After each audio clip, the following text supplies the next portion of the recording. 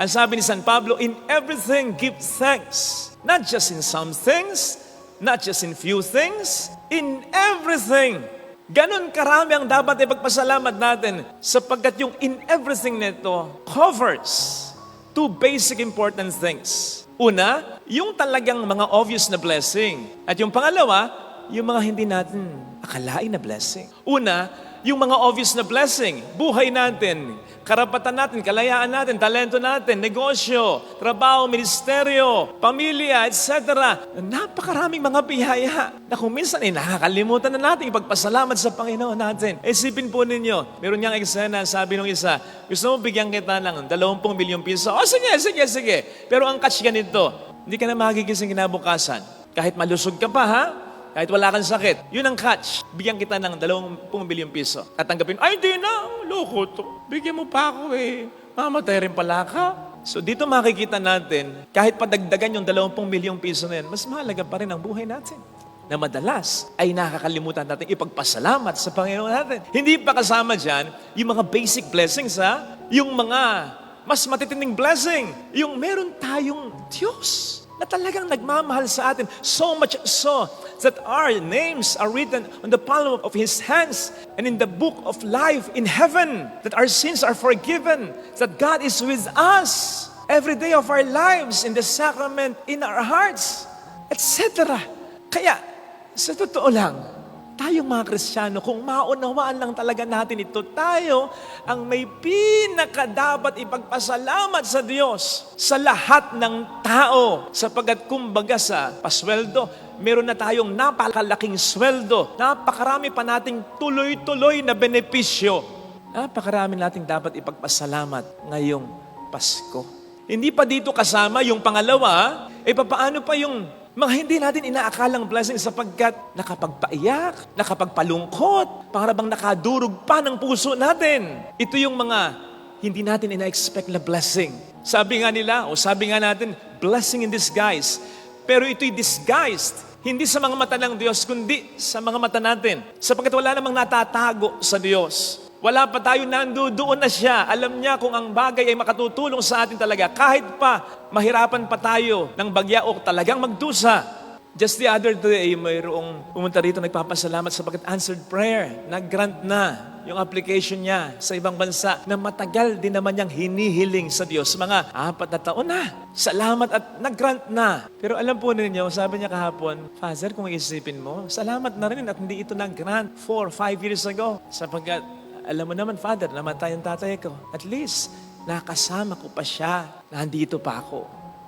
Kaya nga ang paborito ko, na verse sa Bible ay Romans 8:28, all things work together for the good of those who love Him. Kasi dito, maliwanag na maliwanag.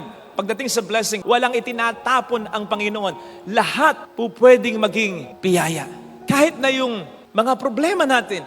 In fact, kahit yung mga kasalanan natin o kasalanan sa atin. Sabi sa 1 Chronicles 16:34, give thanks to God for the Lord is good. His love endures forever. Hindi sinabi doon na give thanks to the Lord because you feel good. Hindi. Because the Lord is good. Inasmuch as ang gratitude natin, our thanksgiving should not be based on how we feel. Kasi minsan, hindi talaga maganda yung pakiramdam natin kasi may mga problema tayong dumarating sa buhay natin. So give thanks to God in everything. Combine na natin. For the Lord is good. For who God is. And the Lord is good all the time. All the time, God is good. Kaya nga His love endures forever. Kasi mahal niya tayo, hindi lamang when everything is fine, mahal niya rin tayo at mas ipaparamdam pa niya ang kanyang pagmamahal when everything is not so fine. So ito sana ang ating makita na dapat nating ipagpasalamat, ha? Sapagkat when we realize it, mas lalo tayo magpapasalamat. Sabi ko nga sa mga nagbe-birthday, kalimbawa ngayon, ang kaibigan kong parang kapatid ko na si Mike, pag nagbe-birthday tayo, wag lang yung mga magagandang bagay ang balik-balikan natin, kundi yung mga pangit na bagay. Yun ang dapat nating ipagpasalamat. Yes, yung good things, pero even the not so good things na sa pamamagitan ng kapangyarihan at pagmamahal ng Diyos ay naging good things.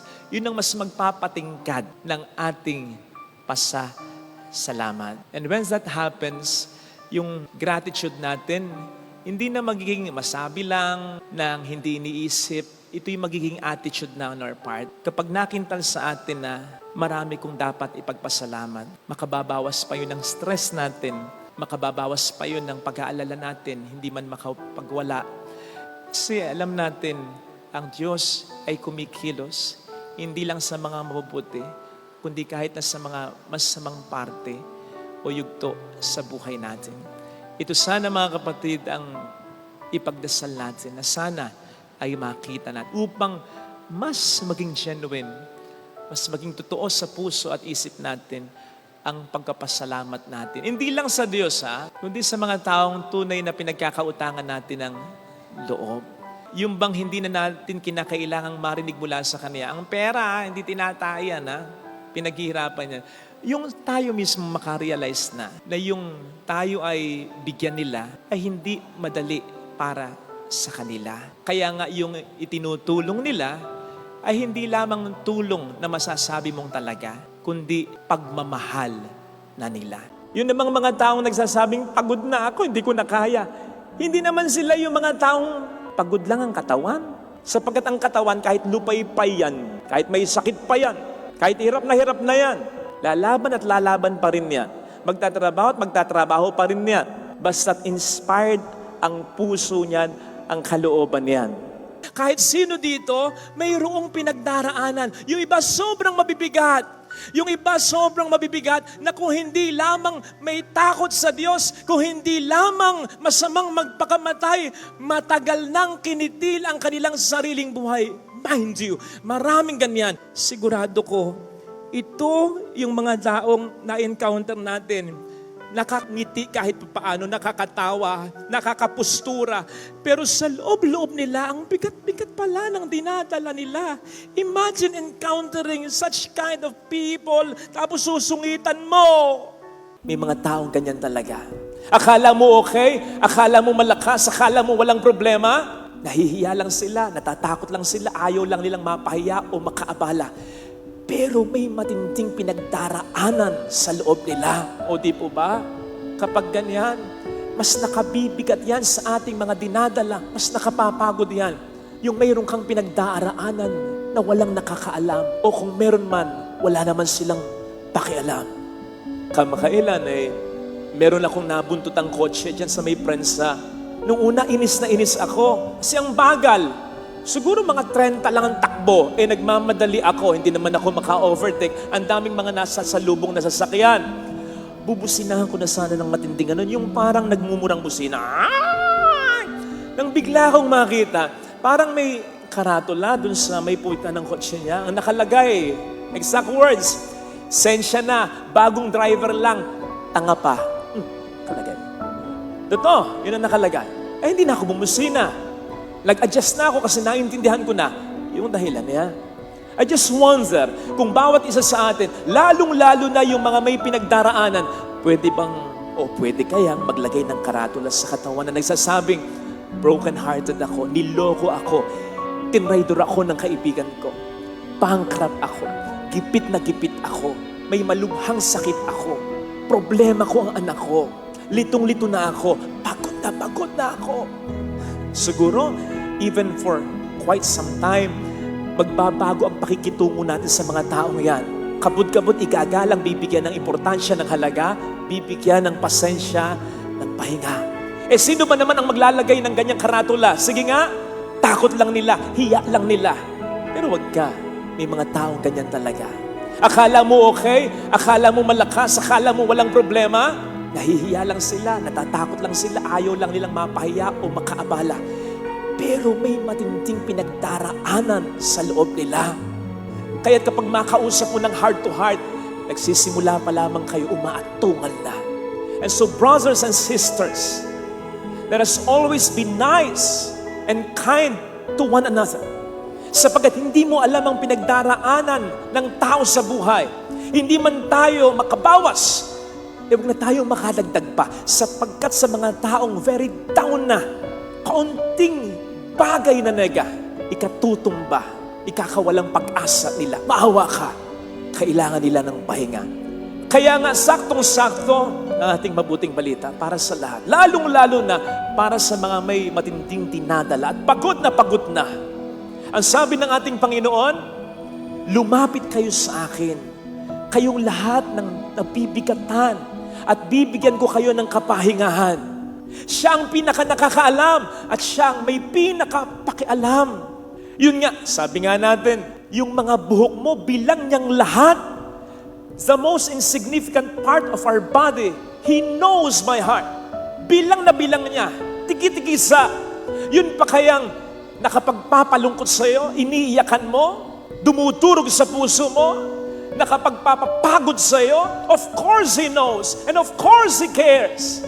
Kaya't yung imbitasyon niya, heed it, come to me. Notice na hindi niya sinabing, lumapit ka sa kung saan, sa kung ano, sa kung sino. Kasi madalas, kapag napapagod na tayo, ang tendency natin mag-relax, mag-unwind, pupunta kung saan-saan, bibili ng kung ano-ano, sasama sa kung sino-sino. Minsan, masama na impluensya pa. Minsan, masasama sa pagkakasala at pagkakamali pa. Para makapag-unwind lang. Talk about clean fun, good fun. Okay yan. Pero, ano bang natutugunan yan, kundi ang pagod lamang ng katawan? Hindi ang pagod ng kaluluwa. Ang sinasabi sa ating ikalawang pagbasa, hindi lang tayo katawan, tayo rin ay kaluluwa. At sa pagitan ng dalawa, mas dapat nating inaalagaan, pinapalakas, nire-recharge ang ating espiritu. Alalong bagay sinasabi sa atin ni St. Paul sa ating ikalawang pagbasa, mamatay ang katawan, pero buhay ang espiritu. Mabubuhay pa rin tayo. Pero patayin mo ang espiritu, paghinain mo ang espiritu, kahit malakas ang katawan mo, hindi na ito uubra sa kahit sino o kahit ano. Kaya nga mayroon tayong tinatawag na fighting spirit. Lupay-pay na yung katawan, bali-bali na yung buto, nakasadsad na sa lupa, mahinang-mahina na, pero kung may fighting spirit yan, lalaban at lalaban pa rin yan. Ganon kahalaga ang espiritu, ang kaluluwa. Kaya nga ang sinasabi ng Panginoong kapahingahan mas mahalaga sa Ebanghelyo ay kapahingahan na dulot niya, kapahingahan para sa kaluluwa sapagkat ang ating katawan ay humuhugot ng lakas sa ating kaluluwa. And so sige, basta clean fun ha, relax, unwind, pumunta kung saan-saan. Kung may oras naman at kung may panahon, lalong-lalo na with your loved ones, uminom ng mga bitamina, mag-unwind, mag-relax, magpaspa. Go! Pero wag mong kakalimutan ang laging pagdarasal at pagtawag sa Kanya. Huwag mong katatamaran ang banal na misa. Establish a deeper and stronger relationship with Jesus. Sapagkat yun ang idudulot niya sa iyong pahinga. Yun ang magbibigay sa iyo ng ibayo pang gana para mas magsikap at mas sa buhay ay lumaban pa. Yun yung pahinga na sinasabi sa Biblia, ang Diyos ay nagpahinga. Pero yun ay matapos niyang likhain ang lahat at nakita niya na ito'y maganda. Yung nakita mo, yung pinagpaguran mo kahit paano may natapos na. Experience will tell us na ang pinaka nakapagpapapagod sa atin, yung paulit-ulit na lang, hindi na matapos ang problema. Sa negosyo, sa trabaho, sa pamilya. Diyan tayo gustong ipahinga ng Panginoon. Ano ang sabi ni Yahweh sa Isaiah 4 verse 2? Ang inyong mga sibat ay gagawin kong sudsod, ang inyong tabak ay gagawin kong karet. Saan ba ginagamit ang sibat at ang tabak? Hindi ba't sa pakikipaglaban, sa pakikipagdigmaan? Saan namang ginagamit ang karet at ang sudsod? Hindi ba't sa pag-aani or sa harvest time? Sinasabi kasi ng Diyos yan, hindi sa habang panahon makikipaglaban ka, mag-e-effort ka, maghihirap ka. Darating ng pagkakataon, naaani ka ng magandang resulta. Mapagtatapos mo pa rin ang mga anak mo, maaabot mo pa rin ang pangarap mo, maiayos mo rin ang buhay mo, ang pamilya mo, gagaling ka pa rin sa sakit mo, tituno pa rin ang anak mo, magbabago pa rin ang asawa mo. Darating ang pagkakataon na ganito, na meron kang magiging pahinga. Basta matuto ka sa Kanya, sa tama lang, sa totoo lang, sa mabuti lang. Lagi kong pinapayo, halimbawa sa isang kabiyak na gustong tulungan ang kanyang asawa sa pagtatrabaho, bagamat hindi po pwede kung minsan o hindi niya kaya for some reasons. Ang lagi kong sinasabi sa kanya ay, maging faithful ka.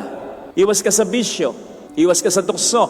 Alagaan mo ang mga anak ninyo. Yun lang malaking tulong na sa mga anak. Yung magmahalan kayong magkakapatid. Pagbutihin niyo ang pag-aaral ninyo. Iwas din kayo sa bisyo. Kung kayo maliliit pa, iligpit ang pinaghigan, pinagkainan. Huwag magdadabog kapag inuutusan. Huwag sasagot kapag pinagsasabi. Yun lang, pakalaking tulong na. Sa mga may karamdamang inaalagaan, yun lang, maging positibo lagi ang outlook ninyo. Yung inumin ninyo ang gamot ninyo sa oras. Iwasan ninyo yung mga pagkaing bawal sa inyo at iwasang magreklamo. Yun lang, napakalaking tulong na. Yun lang, kamustahin mo yung nanay mo, yung asawa mo, yung tatay mo, yung anak mo, yung kapatid mo, na kailaki ng suporta sa pamilya ninyo. Okay ka pa ba? Baka may problema ka. Kaya pa ba? Baka gipit ka, huwag ka nang magbigay ngayon. May naipon naman ako kahit pa paano. Bilhin mo naman yung gusto mo, huwag lamang puro kami. Isipin mo rin ang sarili mo, mag-relax ka. Kahit pabalat bunga lang, malaking bagay yun. Na binibigyan mo ng pataan yung nagsasakripisyo para sa inyong pamilya na pwede kang hindi magbigay ngayon. Pwede mong bilhin ang para sa iyo. Pwede mo ring isipin ang sarili mo na alam mo namang hindi naman niya din gagawin. Kasi bago siya, kayo muna. Pero malaking bagay yung inaalala mo siya. Yun namang mga taong nagsasabing, pagod na ako, hindi ko na kaya. Hindi naman sila yung mga taong pagod lang ang katawan. Sapagkat ang katawan, kahit lupay-pay yan, kahit may sakit pa yan, kahit hirap na yan, lalaban at lalaban pa rin yan. Magtatrabaho at magtatrabaho pa rin yan. Basta't inspired ang puso niyan, ang kalooban niyan. Kaya nga ang tawag natin, di ba? Lakas ng loob, hindi naman lakas ng labas o ng katawan. Sapagkat ang ating katawan, ang ating pisikal, ay huhugot ng lakas sa ating kalooban, sa ating espiritu, sa ating kaluluwa. At kaya nga din yung mga nagsasabing, nakawawala ng pagod. They are not really pertaining sa pagod ng kanilang katawan, kundi sa pagod ng kanilang kalooban. Yung bang akalain nila na sila na lamang lagi ang nagdadala ng problema sa kanilang pamilya. Nakakapagod yun din, hindi ba? Pero yung maramdaman nilang someone cares for them, someone understands them, someone is thinking about them, someone is appreciating what they've been doing. Malaking bagay yun. Nakapagpapalakas ng kaluluwa, ng loob at ng espiritu yun. Kaya nga, yun ang alok na kapahingahan ng ating Panginoon eh. Alam naman niya na meron tayong mga vitamina. Alam naman niya na meron tayong mga pain relievers. Alam naman niya na meron tayong mga energy drink. Alam naman niya na meron tayong kakayanang kumain ng mga pagkain masusustansya. Pero bakit nag-aalok siya ng pahinga? At ang inaalok niyang kapahingahan ay hindi yung kapahingahang na idudulot ng mga material na bagay na yan. Sapagkat ang pinaka napapagod sa totoo lang ay alam niyang hindi ang ating katawan kundi ang ating kalooban. Kaya ang sabi niya at ang alok niya, bibigyan ko ng kapahingahan ang inyong kaluluwa. Hindi natin kinakailangang mawalan ng mga trabaho, mawalan ng mga alalahanin, mawalan ng mga sakripisyo. Sapagkat lalo pa tayo'y nagmamahal, ay nako, kahit sabihin sa'yo ng isang taong tama na, sige ka pa rin, magtatrabaho ka pa rin, aalalahanin mo pa rin, kahit may iba nang nag-aalala, kahit may iba nang gumagawa, gagawa ka pa rin kung ano magagawa mo. Kahit may iba nang nananagot, pananagutan mo pa rin, lalo na ang responsibilidad mo sa pamilya mo. Ganon kapag nagmamahal lang ang tao. So hindi kinakailangan mawala ang lahat ng mga alalahanin, trabaho at sakripisyong ito. Ang kinakailangan lamang ay yung alam nating may nakakatuwang, may nakakasama tayo.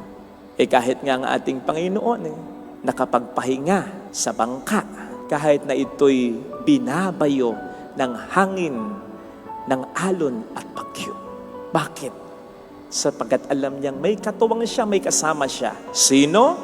That time, hindi ang mga alagad niya na walang pananampalataya o mahinang pananampalataya sa Kanya, kundi ang Diyos na nagsabi sa Kanyang, "This is my beloved Son in whom I am well pleased." Kaya sana, dalangin natin sa misa, makaramdam tayo ng katuwang o kasama. Hindi necessarily yung gagawin din yung ginagawa natin, kundi yung magpaparamdam na sila'y kapanalig, kasama, kaagapay natin, nagmamahal sa atin, concern sa atin, na-appreciate ang lahat ng mabuting ginagawa natin. Ngayon, hindi man natin ito makuha sa iba o sa kanila, kuhanin natin ito sa Panginoon. We just have to come to Him Yun naman ang sinasabi niya at imbitasyon niya sa atin. Come to me. Lumapit kayo sa akin and surrender everything to Him. At panghawakan natin yung sinasabi niya sa ating, I will be with you always until the end of time. I love you. I know the plans I have for you. Do not fear. Do not be afraid, for I am with you. Sapagkat ang pangako niya sa atin, sa ating salmong tugunan, nasa isip niyang lagi ang kanyang sinabing mga salitang yan na't pangako niya sa atin na kanyang mga hinirang. Just imagine kung gaano katindi yung burden na maaalis sa shoulder natin kung ang lahat ay pagkakatiwala natin sa Diyos natin. Lord, gagawin ko ang makakaya ko, pero bahala ka na. Kung magiging totoo lamang tayo sa mga salitang yan, Lord, ikaw na ang bahala. Ha? Pag ganun kasi, may mangyari namang mga problema. Alam mo, backup mo siya. Pwede siyang gumawa ng biyaya kahit sa mga darating na problema. Hindi mo kontrolado ang lahat ng bagay, pero kontrolado niya. Hindi mo nakikita ang lahat, kita niya. At yon ang mas mahalaga. So imagine, yung magiging saya mo, kahit na may dumating pang mga problema, kasi bahala siya. Just imagine, kung gaano katindi yung burden na maaalis sa shoulder natin, kung ang lahat ay pagkakatiwala natin sa Diyos natin. Lord, gagawin ko ang makakaya ko, pero bahala ka na. Kung magiging totoo lamang tayo sa mga salitang yan, Lord, ikaw na ang bahala. Ha? Pag ganun kasi, may mangyari namang mga problema. Alam mo, backup mo siya. Pwede siyang gumawa ng biyaya kahit sa mga darating na problema. Hindi mo kontrolado ang lahat ng bagay, pero kontrolado niya. Hindi mo nakikita ang lahat, kita niya. At yon ang mas mahalaga. So imagine, yung magiging saya mo, kahit na may dumating pang mga problema, kasi bahala siya. Not just that, kapag tayo mapagkumbaba, hindi mo lamang mararamdaman ang pagmamahal at guidance ng Panginoon Kaya ka sasaya. Magiging mababaw rin ang kaligayahan mo. Kapag mapagkumbaba ka, makikita mo ang mga biyaya niya na hindi mo na kinakailangan gumasta ng malaking pera, pumunta ng kung saan-saan.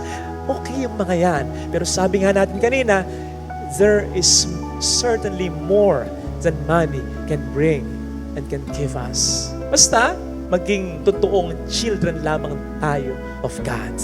Nakalulungkot at nakakaawa yung mga taong ang kaligayahan, kinakailangan mong gumasta ng maraming pera. Hindi masama yan. Pero, kapag hindi ka na sumasaya sa mga simpleng bagay, there's something wrong with you.